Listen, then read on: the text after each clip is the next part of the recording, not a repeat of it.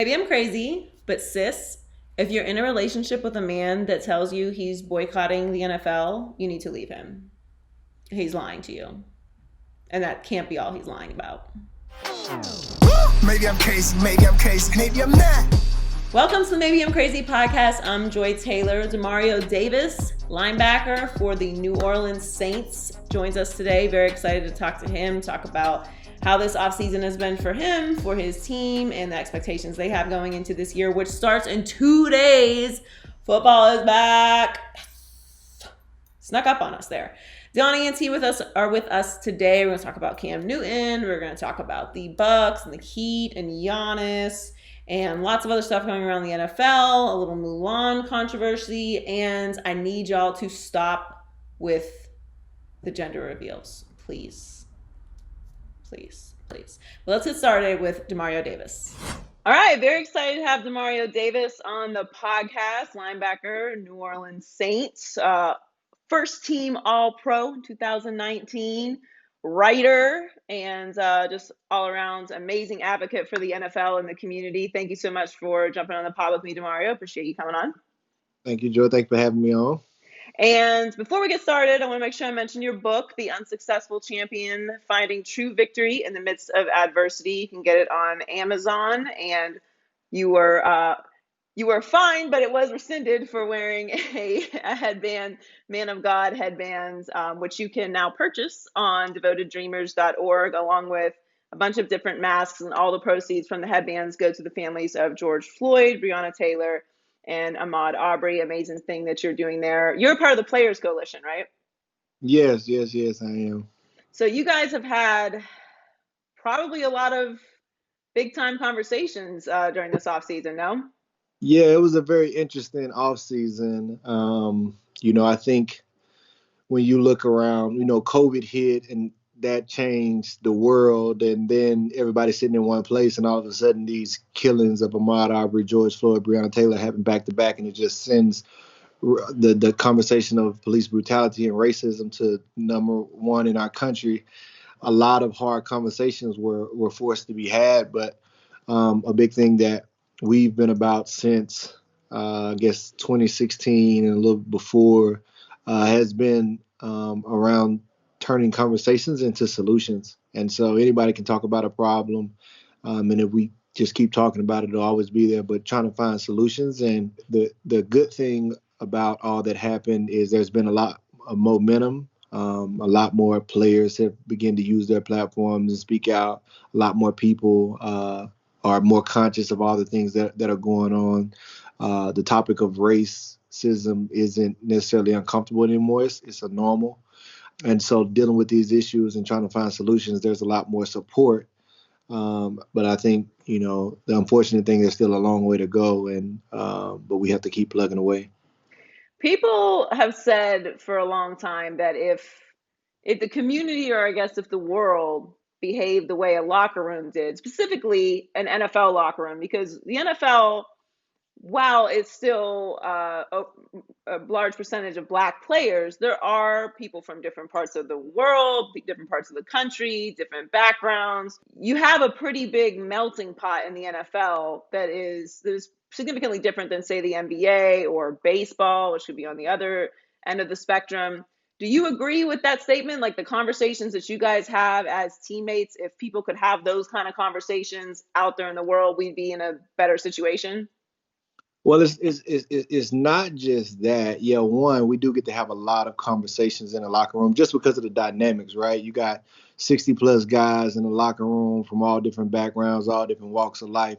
And it's an alpha male type of environment. So guys are just going to spit on the cuff what they're thinking. Not a lot of people are reserving their thoughts. And so a lot of conversations are had on a normal basis. But you've been doing that since, you were in the 4th, 5th, 6th grade. And you've been around these type of groups that, come from so many different diverse backgrounds. And so it becomes a normalcy to you to look at somebody from a different community, different background, different beliefs, different perspectives, and look at it as a brother, and see him as a friend, and if something was to happen to that person, you would go through the ends of earth to try to, help them alleviate their burden or whatever it is. That's just the environment. But the game of football itself is the ultimate team sport. Like, one person won't make or break a team in football. It requires all 11. And that team has to have a unique chemistry to have a chance to be successful. And so when you have that dynamic of playing a team sport like that, with those type of dynamics, it gives you a sense of unity and a bond that you just understand, and you think it's your world. It's normal to you, and you don't realize how different it is, in the world. I guess a good scene would be like in Remember the Titans, when they were in camp and they all bonded and they were singing the songs and dancing.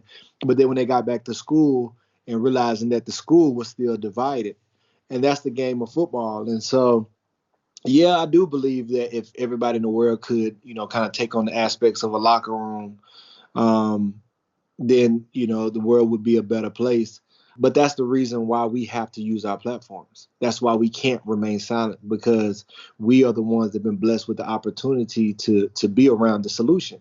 And the solution is just spending time with people who don't look like you, people who don't sound like you, people who don't think like you. And what happens is, do all my teammates, do I agree with everything they say? No. Do all my teammates have the same beliefs and ideals that I have? No. But do I look at my teammates as a brother? Yes. Do I love all my teammates? Yes. Can I respectfully disagree with them? Yes. And so it's like we have disagreements all the time, and then we're joking and laughing in the next few minutes, where other people, you disagree and then you flying off the handle, and it's World War whatever. And so I do think that the locker room could lend a lot to the conversation of how we should just all be bonding together. Do you feel more supported by the organization, by the NFL, and maybe even by fans in speaking out about issues in the Black community this year than you had, say, back in 2016? I think generally it's a little bit more, everybody has been forced to kind of say something. Like, if you don't speak out against racism right now, then it's almost like you are racist. And so I feel like people either adamantly give their support to you, or, they give a defense of why they don't agree with something that you stand for or something like that. So I think it's a little bit more. But when I think about the fans, there are some who may disagree, and they're like, just stick to sports. This is my safe place. I need to get away with it. But you can't worry about that. You can't be responsible for other people's ignorance or foolishness. There are some fans that need it. They're fans of the game, and they are so grateful that you're speaking out for issues that are plaguing them, plaguing their family members, plaguing those that they see every day. And so they're grateful. And that's who you really want to do it for. I'm a believer, and so, like Jesus said, I didn't come to save the well, I came to save the sick. So if what we're doing doesn't help you, it's not for you. It's for the people that it's helping. And that's kind of the lens that I look at using our platform for. It's about the people who are going to appreciate it, the people who need it. And the people who disagree, then, I'm sorry. They need to learn how to agree to disagree. There's I don't take them seriously because I've been watching sports my entire life, and as we just saw, we didn't have sports for 5 months. There's no replacement for sports. So there are some people who are out there saying, the NFL isn't going to make it. They're saying the same thing about the NBA. NBA is doing fine, but they're very committed to this idea that they're not going to watch football anymore because they don't want, these conversations in their face, and that the NFL is going to die because players are speaking out. Now, you kind of alluded to it there, but there's just some pretty powerful people making these statements, at least powerful for, as long for the next couple of months. We'll see. But what do you say to those people that are like, I'm not going to watch the NFL anymore, and you guys aren't going to make it because you're making these statements? It's the same thing that I was saying earlier. When people, like, I'm about the issues. I'm about bringing solutions to the issues. Demanding that our country stand up and align with the morals and ideals that it has stated for all people. And I'll do that for the rest of my life. Anybody that's against that, it's just, I'm not gonna change my purpose and why I'm here to fit in with somebody else's ignorance or foolishness. I just don't have the energy or the time to give it to that. Like if you want to, if sports is your safe place and the world is burning down, why are you trying to go to a safe place when the world is burning around you? You know, like that. So it's like, you know, either you don't care or you don't want to be concerned with it, you know, and so people's lives are counting on us using our platforms responsibly. And so, yeah, would I like to just go and play football and just be focused on football? I would. That means everything that's going on around is just peaceful. But when there's such serious issues going on in the world, we can't remain silent. We can't do nothing. We have to use all of our resources to help people. So it's been a very interesting off season when it comes to COVID, obviously. We were discussing before we started recording, like, so glad the Super Bowl got in. It kind of lined up perfectly for the NFL off season that you guys really didn't miss much until it came to camp. But we are in camp and the season is starting, or we're out of camp now. The season is starting this weekend, starting on Thursday. And it's weird. It weirdly doesn't even feel like it's football season because we have the NBA and like there's just so much going on. But how different has this off season actually been for you? I mean, you're a veteran, you know, for the rookies, it's obviously going to be a whirlwind of difference when everything's over. But how different has it been for you? It has been different. I think that's the best way to explain it. You know, from a timing standpoint, like my family, we move around a lot in the off season. You know, we on vacation, we're going between homes, we train in different locations. And so it was the first time we had an off season where all of our family just stayed in one location. We were in Nashville the entire length of the off season. And so that was new for us. It was fun. I was grateful to be able to have that much time with my family. Training looked different. You know, fortunately, I was able to bring my trainer in, and he stayed with us, and we were able to take our training to even, you know, newer heights. And then, you know, not having like OTAs and minicamp and then coming back late. And so it was different. But I'm a big believer in, you know, no matter what happens, whatever obstacles are thrown in front of you, you just try to find the silver lining in it and turn it into a positive. And so for me, I think I found a way to mentally and physically be better than I was even last year. And so that's just how I think, you know. And so it's like, you know, unfortunately we have this COVID and we have to deal with it. But what are the areas we could use to make the most of the opportunity? Does it feel heavy because you guys are being tested every single day? You know, there's a lot of precautionary things around the facility, a lot of, you know, new procedures you have to do. Have you gotten used to it yet? Because I mean, like even me going into work, I'm used to all the little things we have to do now to do the show. But the first couple days, it was really feeling like I was like in a zombie apocalypse movie. So have you gotten used to it now, or is it still kind of like a thing that's kind of weighing on everybody? It's a new normal. It's a new normal to come in every day and get COVID tests, to put on a wristband that has a tracker in it, you know, to get your temperature checked, you know, every day, and to kind of watch and see if, you know, somebody on your team has contracted it, and if they've contracted it, then the trackers tell, like, you know. And so it's kind of like an eerie feeling that's there, but it just creates a new normal. The thing that I don't want to do is ever become too comfortable in this new normal and realize that it's a very dangerous threat that's out there. That you know, this thing can get people, and it moves quickly when it gets people. So protecting myself, protecting others, you know, is all about responsibility. And so if we have to play this game in this time, we still have a responsibility to everybody to be responsible. So the Saints are my team this year in the NFC. I I think that any team that's bringing back their defensive core, the coordinators, obviously quarterback and coach, which you guys are, is at a decided advantage this particular season. It's kind of like the lockout season. Like veteran teams are just in a better spot. They already know the playbooks. They're more comfortable. They've been in the facilities. Younger teams are just, I think, going to struggle.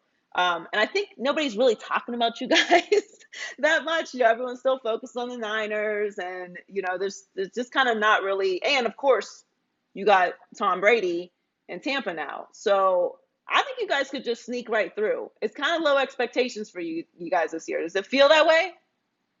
I don't know about, low expectations. Not for you guys. For you guys, no. I'm saying No. I don't feel like enough people are talking about you guys. Well, that's a good thing. That's a good thing. We don't need it. We don't need the whole world talking about us, But I mean, anybody that knows football can, very easily look at our roster and see, we ain't nothing to play around with. And, it's a good feeling. I'm excited about the year. Yeah, you talk about what's going on, down in Tampa Bay. You got, they got a lot of new weapons. But mainly I'm excited because, it's Brady versus Breeze, and so we can go ahead and settle this GOAT conversation, right here and now. And so to be able to be a part of that is exciting times. And so it's definitely going to be a lot of explosiveness happening in this conference, in this division this year. So I'm excited. Now, you've been with the Jets and the Browns and now the Saints.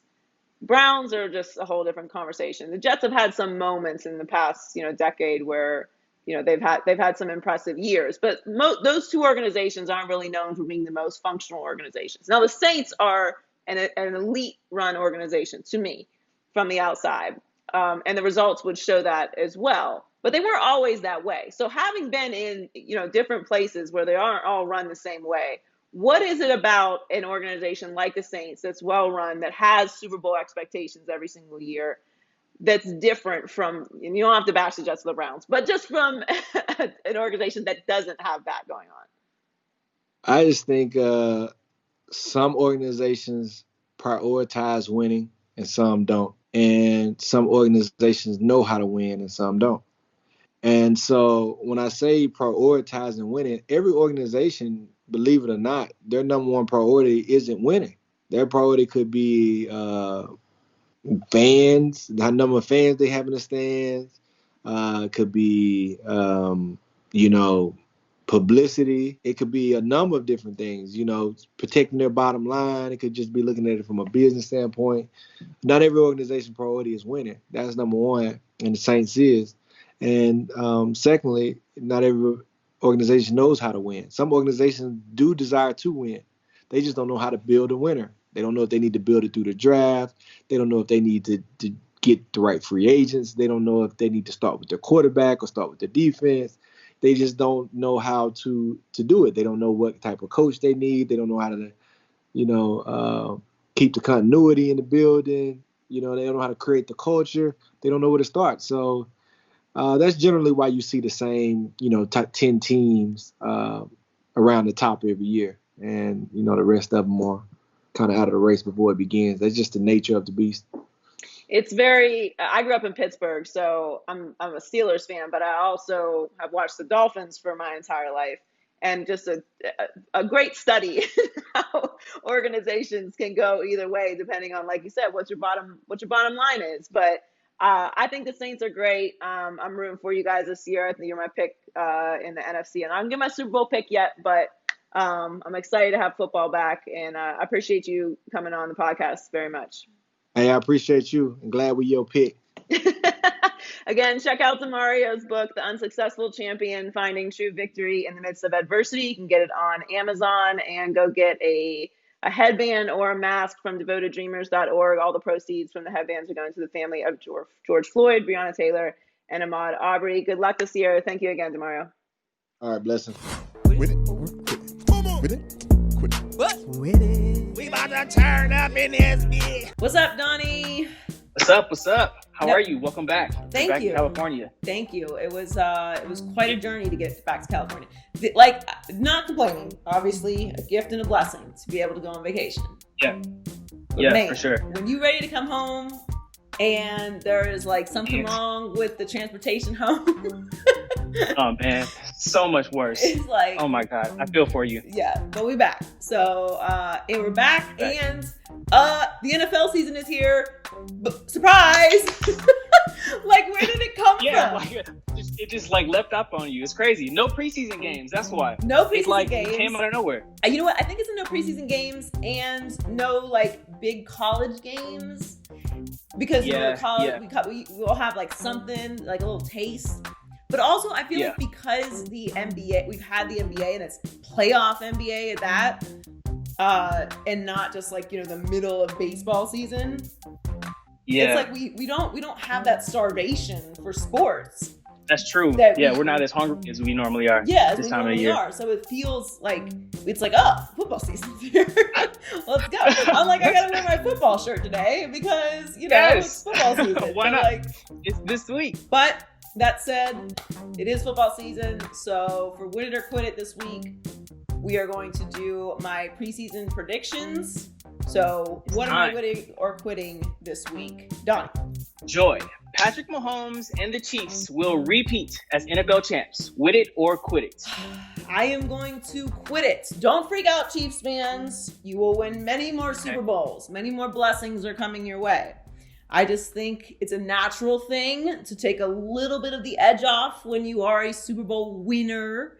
And they're going to be great this year. And they're returning, obviously, Patrick Mahomes, who just signed a bajillion-dollar contract, got engaged. Congrats, guys. Andy Reid, Travis Kelce, most of their defense. I think that the Rookie of the Year is on their team as well. They're going to be great. We know that. I just, I think it's very difficult. It's very hard to repeat as Super Bowl champions. And so I don't think they're going to do it this year. I think they will win many more Super Bowls. Many, as in, I think I said 2 more. Was my prediction. Okay, I have to rewind the tape. I think it's 3. I think I said 3, which is very, very generous, I think. But this is not this year. So my playoff teams for the AFC obviously are the Chiefs, the Bills, the Ravens, and the Texans. Congrats also to Deshaun Watson signing his deal, which kind of I feel like went a little under the radar, but because it just kind of happened over the weekend. But we all knew that was going to happen. Yeah. So wild card teams are, I think, what's going to get people triggered. So as you know, I've been very upset with the Steelers over the past couple of years. But if Ben can stay healthy, because remember, they were almost a playoff team last year with whatever they had going on at quarterback. Mason and Duck. Mason. Dynamic duo of Mason and Duck. The Chargers are a team nobody's really talking about. They have a lot of talents. They do not have Phillip Rivers throwing a bajillion turnovers. I think Tyrod is going to give them that bolt of energy. Oh, see what you did there. That they need, and I'm just gonna give the Steelers a nod. I'm gonna fall for it one more year, and reluctantly, but I guess I have to, and it's purely and only out of respect for Derrick Henry, who is my favorite running back in the league. I'll put the Titans in again. I don't think they're gonna have the miraculous run they did last year, but I gotta respect Derrick Henry. So I'm going to put the Titans in the last wild card spot. I know the Browns have all the pieces and all is great, whatever. I am not buying into the Browns until I see it. So take it as disrespect if you want to. That's real. Don't care. I need to see it. I'm not going to fall for it like I did last year. I'm not interested. I want to see what they do on the field, and I will not speak of them until the end of the season. I'm going to talk about them a lot, but I'm not making any judgments on what they are until after this season is over. So not buying into the Browns this year. What do you think? I like that. You like it? I like the Chargers. I love the Chargers as this year's dark horse of the AFC. I feel like every year there's a team that we don't expect to be as good as they are to be that good. And I think that the Chargers are that. And it'll be Tyrod Taylor taking them further than we expect. I'm a big Tyrod fan. I always have been. So I'm down for the Chargers as a wild card team that might even go further than we expect, like the conference championship game, maybe. We'll see. I like the Chargers though. You kind of got Chargers colors on today. I do. That wasn't planned, but yeah, it's a powder blue. All right, what about the NFC? All right, NFC 2020, Joy, is the year that the Cowboys finally live up to the hype. Win it or quit it. You're not looking like you're about to win it. I'm gonna have to quit it. I got quit it vibes. Yeah, I can tell. I'm gonna have to quit it both ways this year, this week. So I predicted the Cowboys Chiefs for the Super Bowl last year, Chiefs winning. Obviously, I was right about the Chiefs winning. Edgy take, I know. But I picked the Cowboys mostly because I was trying to manifest the Cowboys into the Super Bowl because Fox had the Super Bowl and I'm a company man. And also a Chiefs-Cowboys Super Bowl would be unbelievable. Weirdly, ESPN is predicting that it's Cowboys-Chiefs this year. Weirdly enough. Ah, I see. I am not buying into that. Someone's watching the podcast. Yeah. Exactly. Yeah, everyone steals their material from us. What can I say? I'm not buying into the Cowboys as a Super Bowl contender this year. As usual, the Cowboys are not going to the Super Bowl, so there's nothing new for Cowboys fans. Nothing to get upset about. I want to believe in the Cowboys. I love Dak Prescott. I think he should be paid. I think the Cowboys should be a great team. I think that they will win their division this year. I just don't think that they're going to make it to the Super Bowl because I have a different prediction.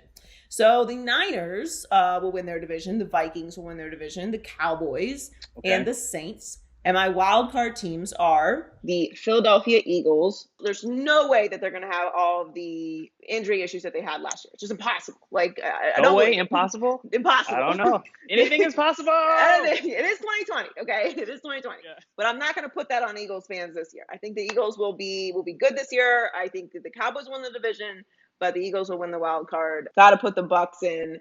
Obviously, the Saints winning the division, but Tom Brady, I mean, that just changes things in Tampa Bay. So I got to respect them as a wild card playoff team. Could make some moves in the playoffs as well.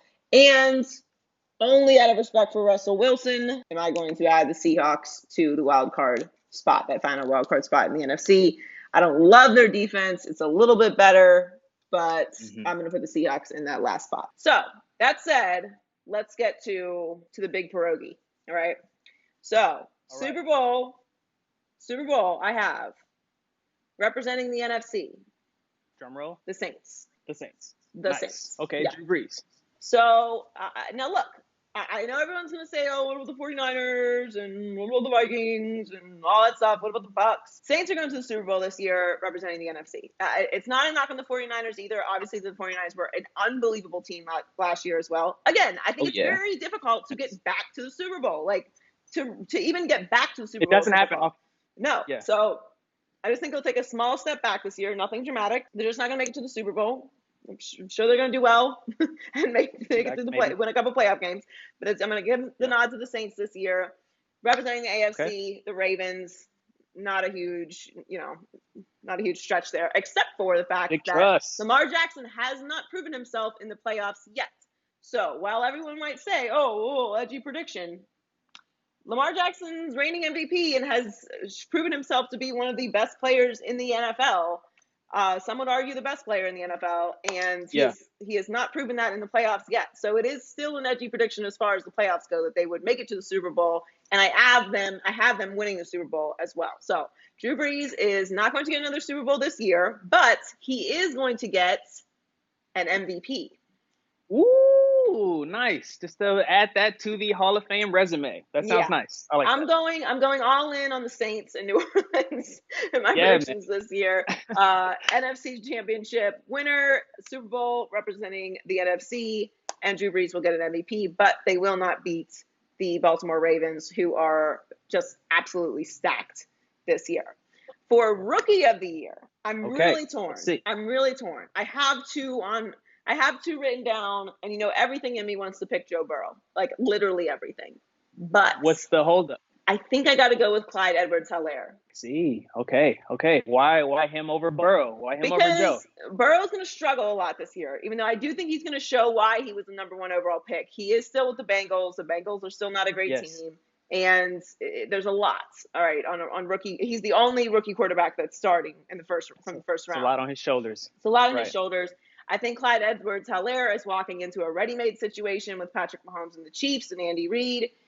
He was incredible for LSU last year. So I'm torn between two LSU Tigers, but I'm going to go with Clyde Edwards-Helaire. Yes, that's what we're doing. You're all in on Louisiana. I am completely in on Louisiana. I'm completely in on Louisiana right now. That's weird.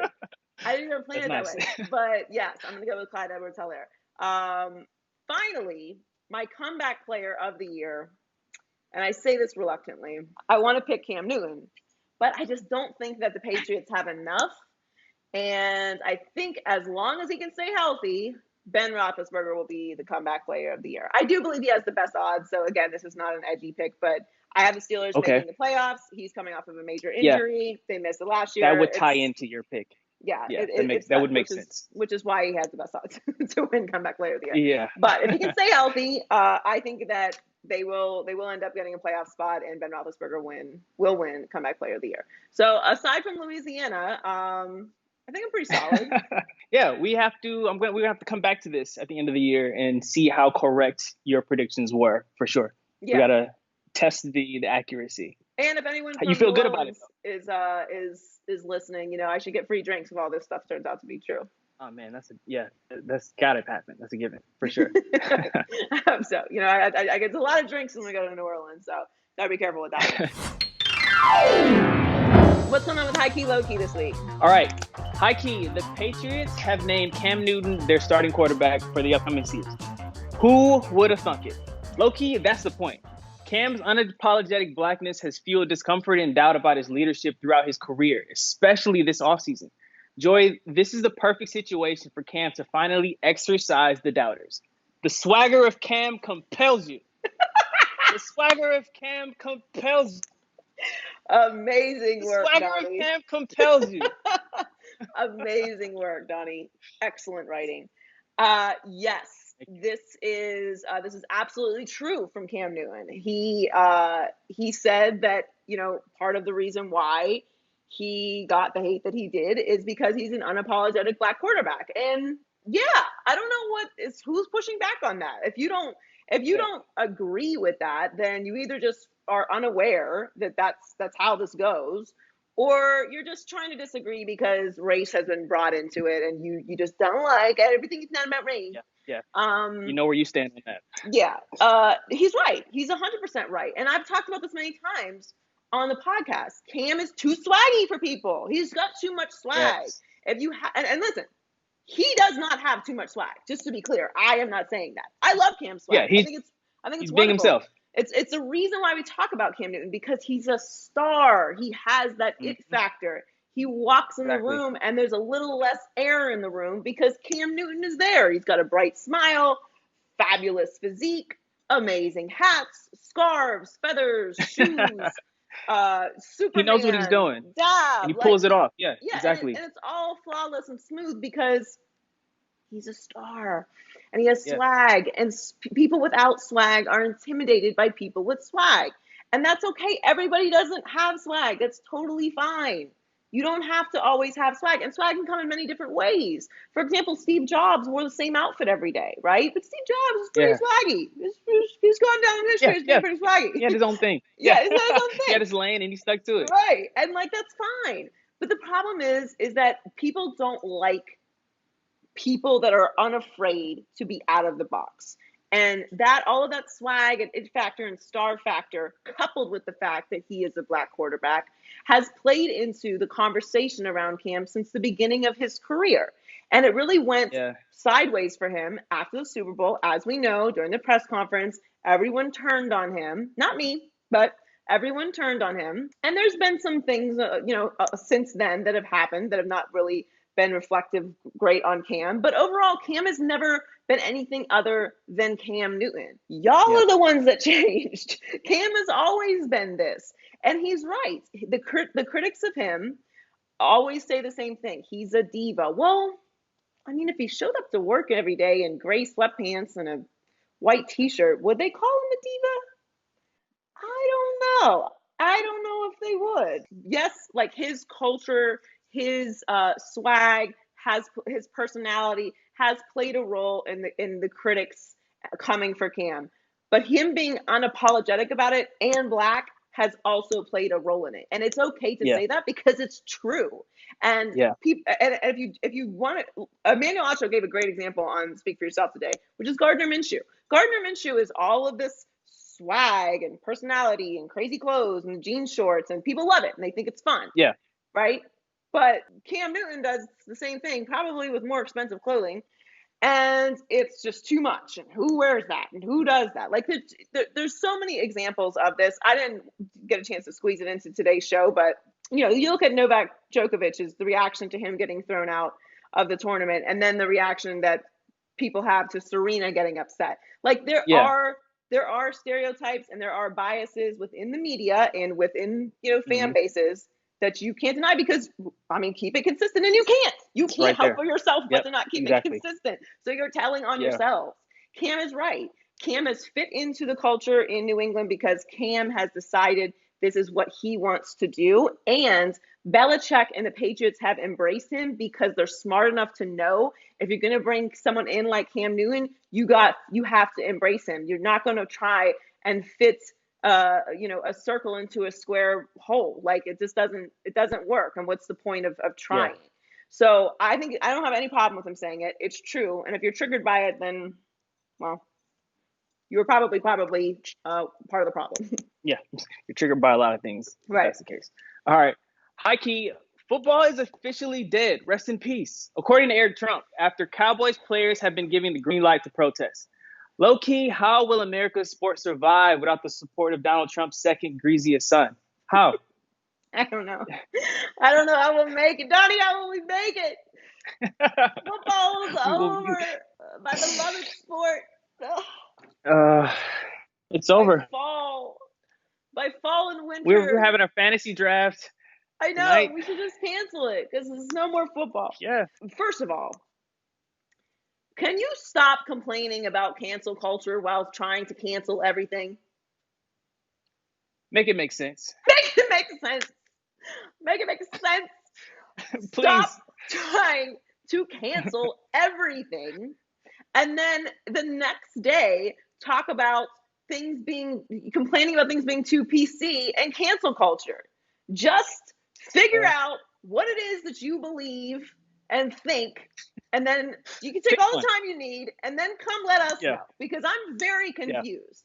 All right, because all I can hear about is canceling the NBA and canceling MLB and canceling the NFL, and the sport's over, and no one's going to watch anymore because Jerry Jones has realized it's 2020, and it is not a good idea to tell your players that they cannot protest and they cannot speak up and use their voices to help their community.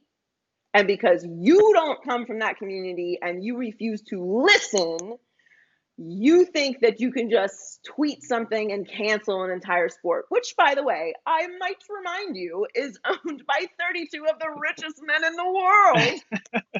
So they're not letting it go anywhere. It's not going anywhere. It's here not to going stay. anywhere. There are billions and billions of dollars involved in the NFL, and it's going to be fine. If you don't want to watch, thank you for your time. It's and been your great. fandom. It's been great. I wish you well watching, I don't know, cricket tournaments or whatever you're going to fill your time with. And because you're not watching you're clearly not watching the NBA if you're not watching the NFL because of players speaking up. Again, it's the same thing that I always say. I don't believe you.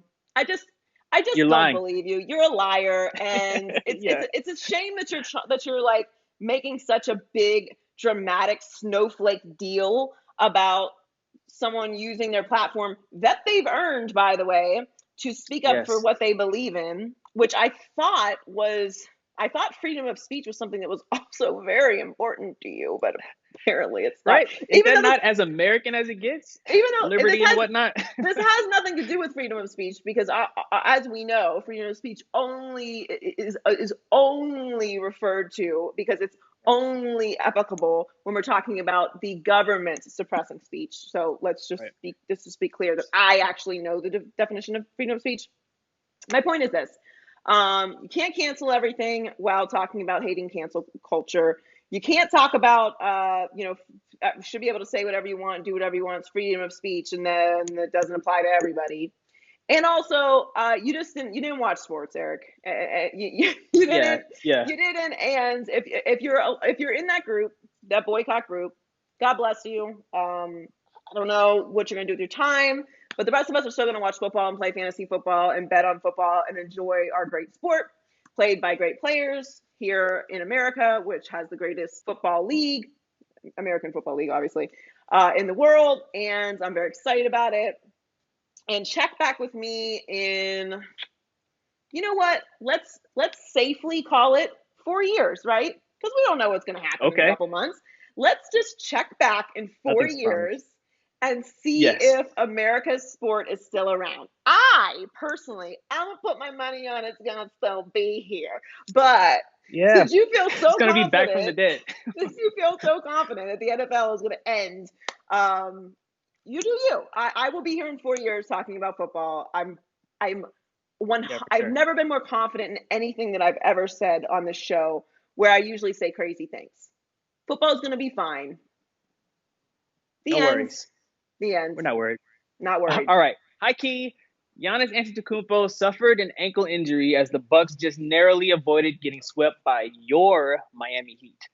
Low-key, we've always had an uneasy feeling about this Milwaukee team in the playoffs, but you hate to see them go out like this. Injuries. Yeah, it does suck. It does suck because there's going to be a little bit of the conversation around, Giannis's injury and how this series might have gone. However, I do think because they were down 3-0, it won't be overwhelming. Like most people who are aware of how basketball works, because no team has ever come back from 3-0. This is not a winnable series for the Bucks anymore. And now that Giannis is injured, even if he is doing everything he can to come back, he's not going to be 100%.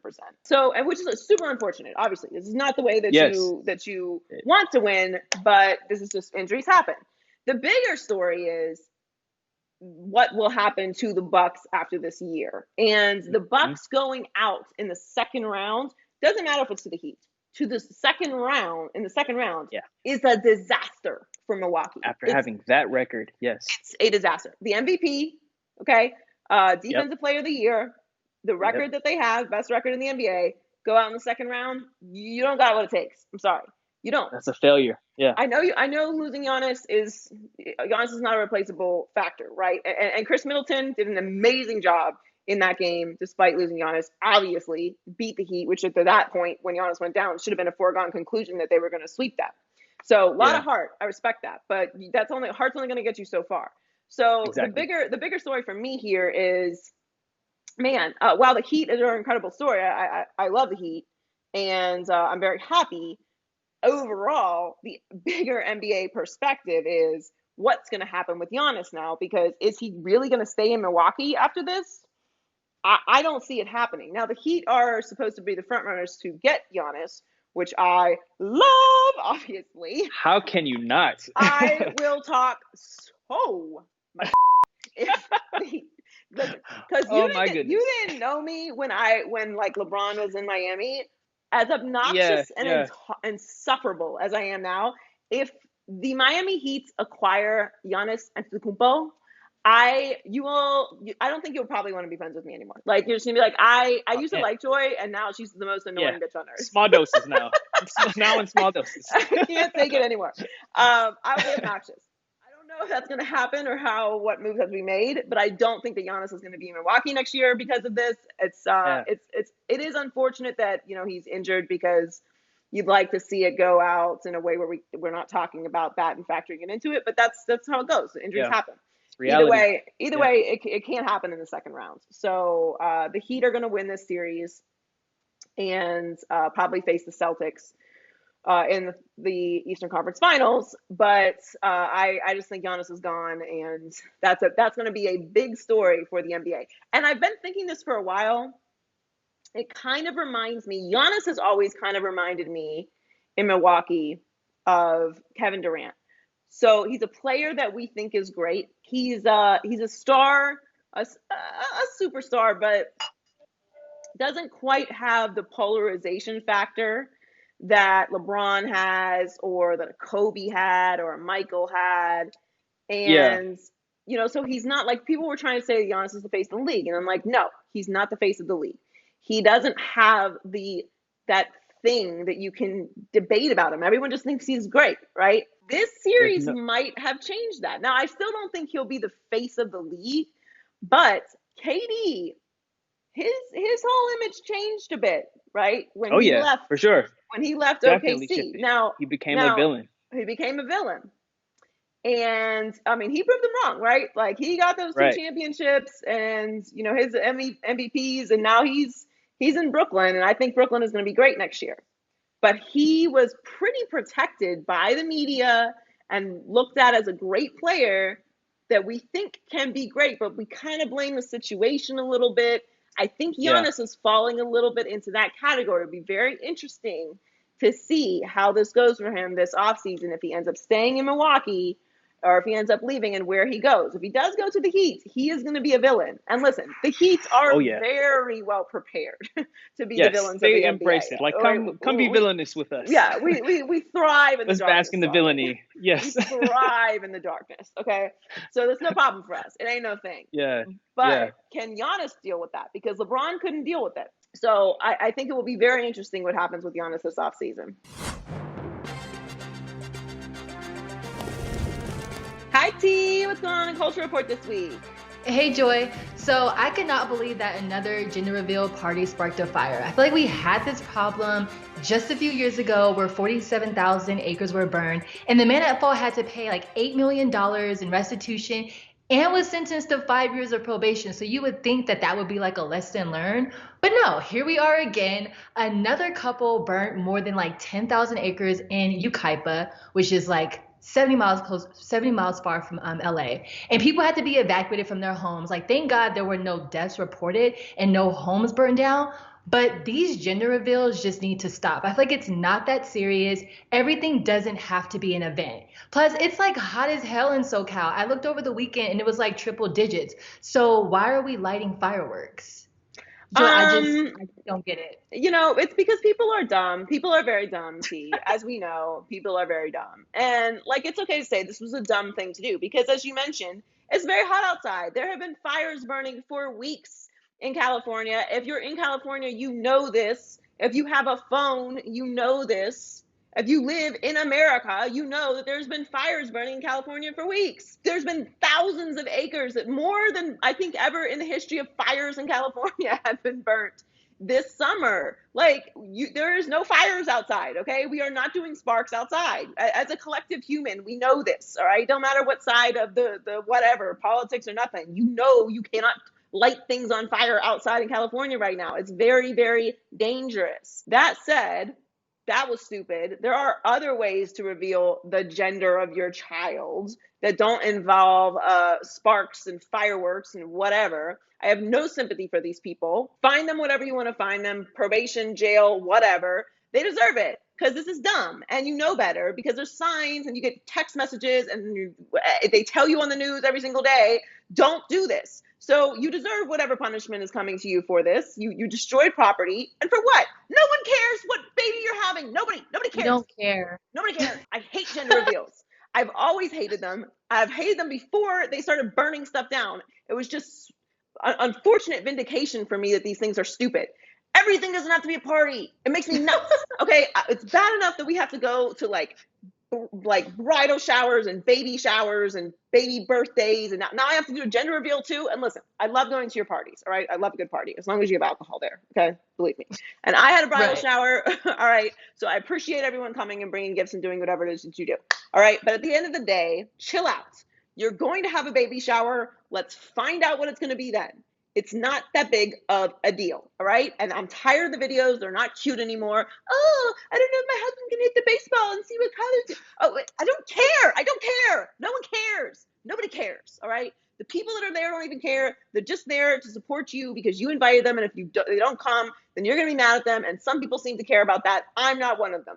I don't care about the gender of your child. Let me know when I'm supposed to send a gift to your baby shower, which at this point we can't go to anyway because we can't have parties. So just shoot me a text.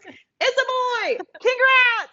Solved. We didn't burn half of California down to find that out. I cannot stand gender reveal parties. I don't care whose feelings are hurting right now. All right. I just don't like them. I never have. I never will. And I'm so glad that this is finally coming to an end. This nonsense. So here's what I advocate for. From now on, if you see one of your friends doing one of these corny gender reveals, I want you to get in the Facebook comments and say, congrats, but we all as a society decided we're going to stop doing gender reveals, just so you know, Sens. You're not going to be the godparent of the child. That's the risk that you're going to have to take. But I think we need to start shaming each other, all right? There's a lot of shaming going on for things that are unnecessary. It is appropriate to shame your friends and family for doing gender reveals. I'm approving it. If they get mad about it, tell them to @ me. And then I will tell them very happily. I will be very happy to tell them no one cares about the gender of their child. I mean, I just can't understand it. I never have, I never will, and it's appropriate to start shaming people now. Yeah, especially because it's getting out of hand. So. It got out of hand a long time ago, and this was like the final straw. It's 2020. We can't handle anything else. even the inventor of the gender reveals came out and was like, all right, guys, we're done. She said stop. So Yeah. there you go. The God has spoken, all right? The God of gender reveals has spoken. Therefore, if you do it now, if you do it after that, it's a sin. You don't want to sin. Yeah. Ugh, the worst. The worst. Okay, so Mulan's live action remake is now on Disney Plus after years of waiting. I feel like I've just been waiting forever for this. The movie was well shot and directed. The casting was pretty incredible. The wardrobe was pretty dope. I feel like it definitely needed that Eddie Murphy commentary. I mean, there's no Mushu, there's no Shang. I mean, there's like barely a love interest. There's no singing. It's like, what? That was like one, like that's like the best part of Mulan to me is like the singing. But to be fair, we're millennials, so we grew up on the cartoons. So in my opinion, like all these live action remakes, they're cool and all, but they just don't top the original. Like I just like a lot between Aladdin, Lion King, it's like the original has just been better. I haven't seen it yet. There's a lot of controversy surrounding this Mulan. Yeah, there's a lot. Yeah. So there's a lot. I'm still gonna. Oh, do you know the controversy? You gonna tell us about it? Yeah. Okay, share. Okay, so the girl who plays Mulan, Liu Ye-fei, she has been like under fire because she like openly supports and endorses police brutality. So there's just been a lot of like backlash on that. And then also Disney like publicly thanked like a Chinese government agency that's been like accused of human rights abuses in Xinjiang for helping with making Mulan. So again, there's been like a lot of backlash. There's like trending on Twitter like to boycott this movie. Again, but this was shot like 2 years ago, so I don't know if they understood like what was going on at that time, but people are not happy at all. Yeah, it's kind of tough because Mulan, like you said, is one of my like favorite childhood movies, and I know every word to every song, and I think we all had a cartoon crush on Lee, if we're being honest. We're all like, hey, wait a minute. Is that the thing? Like, right. He's kind of cute, but he's a cartoon. Am I supposed to feel this way? That's a whole nother weird conversation. But Mulan is a beloved film, and I was really looking forward to this, and now I'm kind of conflicted. And it does look like a beautifully made film, but there's no love interest. What? Girl. You could tell there's like something there, but like, I mean, nothing's done. Like, nothing's said. It just makes it super awkward. I'm like, no love interest, no singing. What is this? What am I watching? Okay, we're powerful women. Okay, we don't need to be saved by nobody. All right, but like Mulan did the saving in that movie, if I remember correctly. She saved everybody and still got the man at the end of the day. So we don't always have to, we can end up with the man too, and while we save everybody. I'm do away with everything. But if there's no comedy, then it's kind of tough. I don't know. Yeah. I'll probably break down and see it, to be honest with you, but I'm not as excited about it as I like. There was a point where I was like, oh my god, I can't wait until this comes out. And now that it's out, I'm like, I'll get around to it. All right, so next, Fresh Prince of Bel-Air is I think everyone's like all-time favorite show. It's so good. They're celebrating 30 years since the show made its original debut, which is crazy to think about. They're having this reunion, and it'll launch around Thanksgiving on HBO Max. And I'm always excited, honestly. I'm excited about everything. But I love this show because the chemistry for the cast is like incredible. Like I love how close they are, even like 30 years later. I think it will be a little weird for me to like see them all come together without Uncle Phil. God rest his soul. But we will get like Ashley, Hillary, Carlton, Jazzy, Jeffrey, and of course we'll get Will Smith.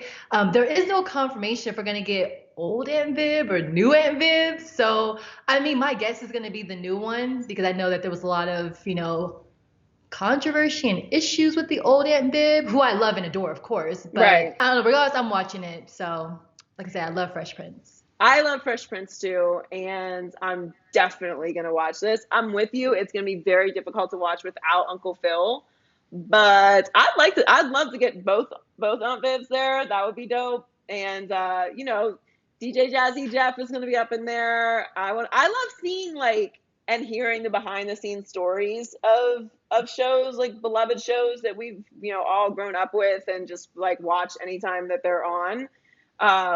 This is going to be amazing. I'm with you. I'm excited for it. I hope they get both ambids though. Ooh, yeah. I think Will can pull it off. I think so too. Outside of Will, who is your favorite character on that show? I'd probably have to say Carlton. He's hilarious, and I still do the Carlton, like his dancing, his singing. He's funny. I love Carlton, but I think it's so hard. It's so hard, Yeah. like because I absolutely love Aunt Viv, and I love Hillary like the absolute most. But Jeffrey is like, he is the most petty and has the best absolute lines in that show. So I think Jeffrey is my favorite. Cause he just be slipping stuff in on the low, like blah, blah, blah, blah. And then just goes about his day. But that show is amazing, legendary, and I'm definitely looking forward to that. Yeah, same. All right, so Tracee Ellis Ross, Regina King, Sanaa Lathan, and Alfre Woodard are coming together to recreate the Golden Girls with an all-black cast. Now I found out that this is going to be like a Zoom event. It's like a 1-hour event, and in order to like join, like you have to sign up to receive messages about how you can make a change during this election. So like the first episode is going to be on like Tuesday, September 8th. It's at 6 Pacific time, but it's going to be spotlighting and supporting Color of Change. It's like one of the nation's like largest online racial justice organization, but they're just trying to get people to, again, to use their voice and to vote. Again, I wouldn't like mind a reboot with them. I'd be here for it. The original Golden Girls was just so good. It's like one of those things where it's like, just make it your own. Like, don't try to like, well, I mean, they're not gonna make it their own. They're literally like, they would literally probably recreate those characters. I'm kind of conflicted. Like, I'm like, what if they decide to do a reboot? Like, how would you feel about it? Because I'm kind of like in between. I got excited about it when I first saw the graphic, and I think it's cool that they're doing this like to get people to vote, which if you're listening, you should absolutely vote. Do not vote. That's stupid. You have to vote. Don't care who you vote for, but you need to vote either way.